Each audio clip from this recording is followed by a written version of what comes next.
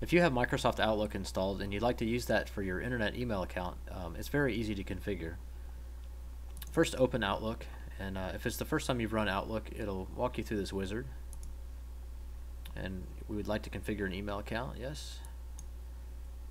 And you could fill in your information here, and there's a good chance that Outlook may find your server configuration automatically, but probably the best thing to do if you know your server information is to say manually configure, click next. We'll configure an internet email account. There are other options here, Microsoft Exchange, maybe what you need if you're on a corporate network, but that's very easy to set up. You just put your username in. But for right now, let's make an internet email account. And we'll say next, and then we'll fill in this information.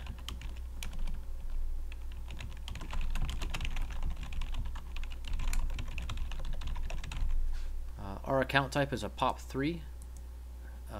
If you're a client of ours, our servers support IMAP as well, which you can use. That way your folders between all devices will appear.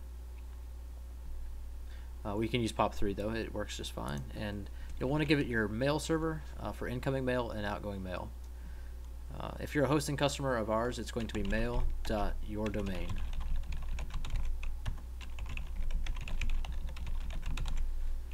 It'll be the same thing for both incoming and outgoing.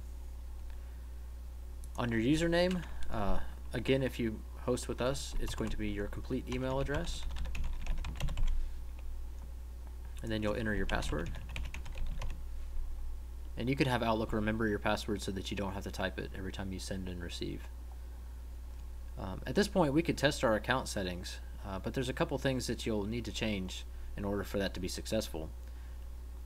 Click this More Settings button at the right. And the first thing you have to do is, under Outgoing Server, you'll want to check My Outgoing Server Requires Authentication. Almost all internet email servers will require authentication for outgoing mail. And underneath that, you can see that there's a option for Use Same Settings as my incoming mail server. And that's the credentials that we provided on the previous dialog here. Now, if you're at home on a residential internet connection, they may block outgoing email to prevent you from sending spam directly from your house. And if that's the case, you can go to the Advanced tab and change your outgoing port to 587. If you're one of our hosting customers, this will certainly work.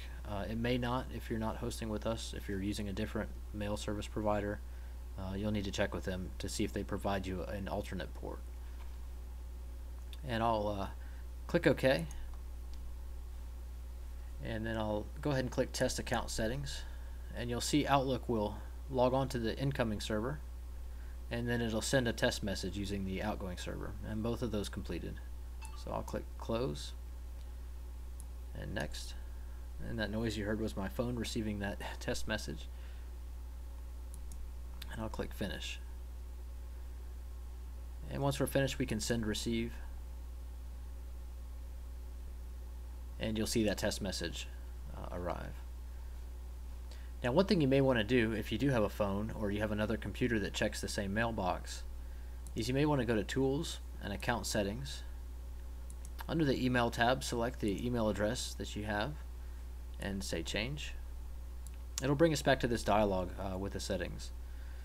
Now again, under this More Settings dialog, in the Outgoing Server tab, I'm sorry, it's the Advanced tab, there's a Delivery section, and here you can have it leave copies of the messages on the server. And this is useful if you have two computers or a phone and a computer, if you have two devices checking the same mailbox, and this way they can both receive the messages, and you won't send receive on one computer and pull everything in and not be able to access it on the other. And I'll hit cancel because I don't really want to change anything. There's that same dialog if you go to Tools and Account Settings where I just was. You can also add a new account here if you have more than one email box. And you can tell it it's a Exchange or POP3 internet email and say Next. And again, you're back to the same process where you can manually configure if it can't auto detect.